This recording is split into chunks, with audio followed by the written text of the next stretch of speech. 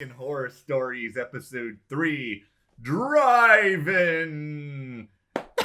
It sounds really cool. Anything sounds cool when you say it in a creepy, nefarious voice. This was a really good concept. I want to start this off with a little bit of positivity because there was a lot of stuff about this episode that I wasn't the biggest fan of. And if you guys saw our other review, I was a really big fan of the first two episodes. So coming into this episode, I was pretty excited. Very cool concept. Yeah, you know we're couching things where, we start with cool concept, or I start with, I read the synopsis and I was really excited. And the cast, very excited. And then we got to the episode itself, and there's a lot of issues that are here, but you know what? We'll take you through it. We'll talk about what worked. We'll talk about what didn't work.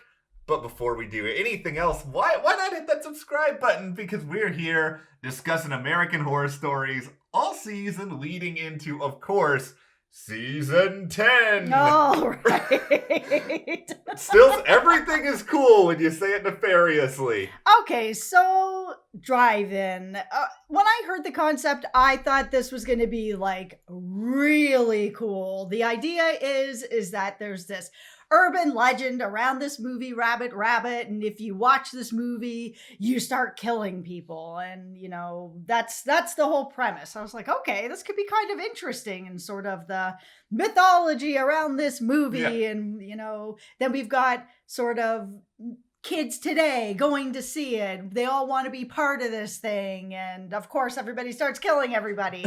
So I got what I wanted when it came to that. I admit, I was really curious when they started saying Rabbit Rabbit. I was like, is this an actual movie? I went and tried to look it up, and I found the research on the meaning of Rabbit Rabbit before they even said it on the show itself. Mm-hmm.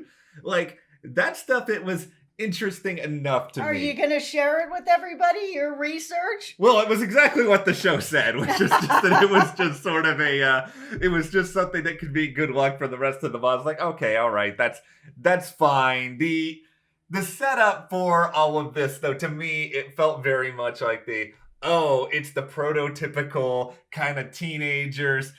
Oh, we want to go see this movie. People may die. It is it is their version of let's go into the creepy attic, even though we know someone's going to murder us there. Yeah, we have seen this horror story trope a million times with the curious kids. Oh, urban legends. Let's go look at this thing where all these people died, or let's go whatever, where this horrible thing happened. Let's see if we can make it. And it's just kind of like, okay, all right, fine, I will buy into this.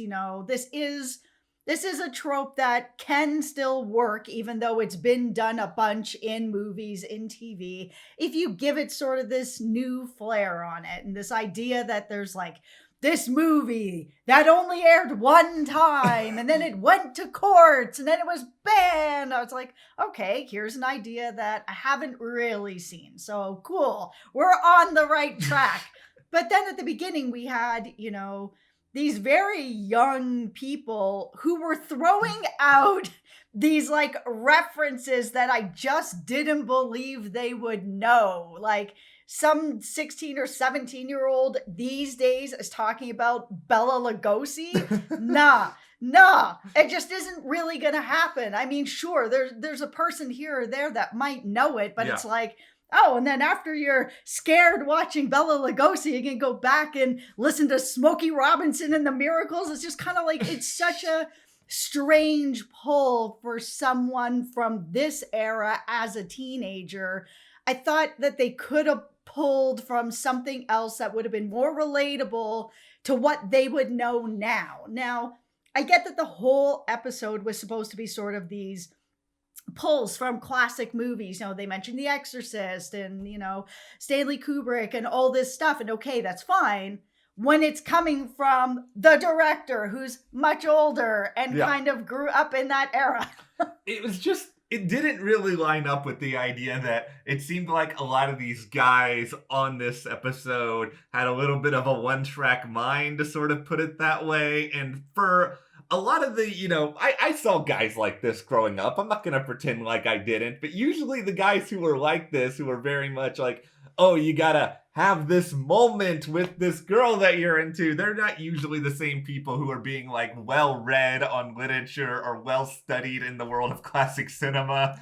I did like that they brought up Bob Ross and that they had him sort of cut in this way that was kind of creepy, which was strange for me because I love Bob Ross and I've never really seen him in a way where it's kind of like, yeah, what he's saying mixed with what is going on over here. I'll never watch Bob Ross again and hear beat the devil out of it with his paintbrush the same way. I have this really great image in my head of like someone from Bob Ross's estate getting a phone call from Ryan Murphy and they're like, you want to use Bob's image for what now? It's just like so unbelievably random. Good for them though for allowing that to go down. It worked really well. I actually really like that part. I like the inclusion of Bob Ross as well. And eventually we sort of get into, all right, we're all going to this drive-in. Have you ever been to a drive-in movie before? I have. Not in years. I mean, drive-ins are not really a thing anymore. I'm a 46-year-old lady, so there was drive-ins going on back in the day. But I mean, I also grew up in Toronto, which is a city, so drive-ins, it's not really space for that. It's sort of an out-of-town experience. I don't know if I've been to one or not. I don't remember. Like, I know that there were drive-ins around. I'm not sure if I'm sure they probably work something a little bit like what the show gave us. Yeah. I'm not super familiar with a lot of the concept here. But of course, amidst all of this, we have these young kids led by Chad. Very, very distracting name, by the way, in Chad, because I just commonly associate that with just like a jerk. Yeah, I think that was probably on purpose. I don't know. I mean, He wasn't a jerk, but I mean, it's true. The name Chad now has taken on a whole new meaning. Just like I'm really sorry if your name is Karen. It has now taken on a new meaning, and that's happened, and so has Chad. Well, we have another trope here. Right when everybody is arriving to the drive-in, you have the woman outside at the gate being like, don't see the movie. I don't know if that's exactly how she sounded, but She was great. I mean, we've seen her before on the franchise, so it was good to see her back again, playing a different role. Normally she plays Pepper for anyone who's watched the whole series. So it was kind of cool to see her playing a different role. And I'm glad that they did have somebody there from the original, massacre that happened at that movie theater. I wish that there were more American Horror Story people in this episode. I'm just throwing it out there. This felt almost like a very different show and a very different sort of franchise. Now, here's sort of a little where some things were starting to go sideways, a little more sideways for me. Yeah. I was waiting for the whole massacre. That was what I was waiting for. I knew it was coming. It was going to come, bring me the massacre. So the movie starts rolling. People start watching it. We have the friend that's doing stuff to the guy, and he's like watching the movie as well. When he bit off the member of the other man, we're trying not to get demonetized here, guys, so bear with me here while I try to euphemism around this. The guy who lost his member did not have a very real reaction. I was expecting if you lose a finger or a member or anything, your reaction is going to be screaming at the top of your lungs, crying, freaking out. I just felt like his reaction was very, I don't know, thin compared to what would really be happening if you lost a piece of your body. I cannot even imagine. I was having the same thing. It's just that is a horror story for a lot of different people, and I can't. It would be at a reaction beyond words. And yeah, I think what I would have really liked with this episode is to have spent more time at the actual massacre. So at the very end, we had Kelly and Chad go confront the director, where they did one of the things I hate the most, which is also a trope I really dislike, which is where sort of the evil villain takes 5 minutes to explain what they've done. I don't need you to explain it. You showed it to me. I know what's going on. I understand what's going on. So they could have taken that away and spent more time at the drive-in with the two of them locked up in that booth up at the top, and how they were going to get out, and sort of just more people still there trying to attack them. I just think that whole scene could have been a bit longer. There was a lot of buildup for a very short amount of time. I don't know what happened there, to be totally honest. Like, I don't know if it's we didn't have enough money. I don't know if it is like we just couldn't think of a cool enough idea. But that was, to me too, the most disappointing part of this whole episode, because it was like some of the stuff that they showed, like them getting up into the booth and, taking out the screen operator. It was like, that's the sort of stuff I was expecting from this episode. Give me, the gore, give me like the shock and the violence. And it felt like that was all kind of wrapped up in, I don't know, like 5 minutes. Yeah, it was real quick. And then the other thing that I found a little bit strange was that Chad and Kelly both watched the movie. Yeah. We watched Kelly turn to the screen and watch the movie at one point. Yeah. We watched Chad stand in the window and watch the movie for a while, like long enough that something should have happened to both of them. So I'm started kind of wondering, like, what was the purpose? Are they just like very lucky? Or like, I thought if you watch the movie, this happened, because it happened to everybody else. Even at the end, when the director was like, oh, you guys were getting busy, so you didn't watch the movie. We watched Chad stand in the window and watch the movie like this for a long time. Like, they should have been affected too. Or if you're going to have the director give some sort of explanation, give us the explanation of why Kelly and Chad weren't affected. What is it that made them not affected?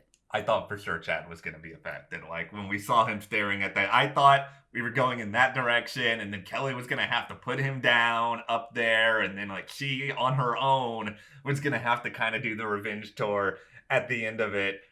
I love John Carroll Lynch. He's one of my favorite actors. Twisty on Freak Show. He was, the best part of 1984 to me. And I was just like, okay, I'm really excited. This is his episode. And you went over it. The majority of his presence was him just doing the annoying villain monologue it's just like, this is such a waste of an incredible actor that you could have given, I don't know, put him in a different episode and give him a better role somewhere else this season. Or as the director, someone who wants to watch his masterpiece unfold, have him there. Have him there while all of this is happening. Have him hidden somewhere, and you can see that he's watching as things are unfolding, getting ideas, getting whatever he's getting out of this. Like, I didn't really understand that he dropped it off and left. Like, he cannot look at the movie and just watch the chaos. If that's what the whole purpose was, which it is, then him being back at the trailer being like, give me all the glories. It's like, okay, well, you could have stayed. Yeah, and if he's an egomaniac, and it seems like he is, like, wouldn't you want to see your creation in action? Like, wouldn't you want to see how this is all rolling? Be somewhere safe. Be up at the top of the building, somewhere that you can see what's going on. Bring some sort of weapon with you so you can get out by the time you need to get out, and that's it. Or how about this, director man? How about instead of spending all the money on this Rolls Royce, how about you go buy an armored car that is like really protected, and then you could just drive up and none of these attackers can get in or anything else. Then you can the one that Unique has over on Power Book 3. He's got like a bulletproof BMW or something. Yeah, just go buy it from Unique. By the way, check out our Power Book 3 coverage here at the channel. But yeah, that would have worked. But there was like the moment that we saw that Rolls Royce outside of that trailer, I kind of had a sense as to where we were probably going at the end of this. Okay, so we ended this with, Chad and Kelly, and they thought, all right, job well done. Yeah. We've done what we can. And this director is dead, and his dying words were kind of like, you want to know why I got a Rolls Royce outside? You're not going to like the answer. I was like, those are your final words? And then, of course, while these kids are making out, it pops up on Netflix of all things, since we were watching this on Hulu. that Rabbit Rabbit is there and that the entire world is now going to be affected by this movie. And yeah, it was interesting that it was on Netflix on the show. I mean, like I said, it's on Hulu, but for those of you in the know, Ryan Murphy has a deal over at Netflix, so I'm sure that that helped. Yeah, I've spent an unhealthy amount of time trying to figure this out. It's like, is this a dig at Netflix? Is this Ryan Murphy promoting his other stuff at Netflix? Yeah, I wasn't sure. I thought maybe he's promoting it. Then I thought maybe it's like, Netflix will take anything. They'll even take something that'll kill you. He. Like, going against their rival or something. It's also just kind of like, why did you guys have to end this here? Because you basically set the stage for The Purge, and then at the very end, it's like, oh, we don't actually get to see The Purge now. Now we just all have to go away. Yeah. Because I'm presuming that like 5 minutes after this goes on Netflix, somebody inevitably goes and takes it off Netflix. Probably. So I don't think it's going to be there for that long, but we're missing all the chaos, guys. We are. Okay, well, I guess just overall, yeah, you said it perfectly earlier, but this was a really cool idea. It was something I haven't seen exactly like this. I mean, I guess there's a little bit of like The Ring, but even that's really different in its own way. Yeah, I mean, the concept in general of sort of TV or movies have affected you to go kill people or whatever. It's not new, but it was done in a way that I hadn't seen. So I appreciate that. And I appreciate the concept. I love like urban myths and stuff like that. We were actually watching an Andrew Lowe video the other day where he brought up the whole urban legends. There's a whole bunch of them around the Denver airport. And I was like, what happened at the Denver airport? And I spent all night going down a rabbit hole of all the things that have allegedly happened at the Denver airport. That is a really, really good one. And yeah, I loved the idea of this. I just wish that it had panned out better. I wish that it was a little bit cooler and more consistent from start to finish. Yeah, I wonder if in some ways I put a little too much hype on it in my mind because the concept was really cool and I like that so much. I don't know. Well, speaking of hype, I know one of the upcoming episodes, Danny Trejo, Santa Claus. I know. I can't wait. I can't wait. Don't let us down, Trejo. That's all I'm saying on that, right? He won't. He never does. Okay, well, we'll turn this over to you guys. But what did you guys think about Drive-In as an episode, a concept, a delivery? Share in the comments. Subscribe to the channel for more. Thank you guys for watching. We'll see you here next time.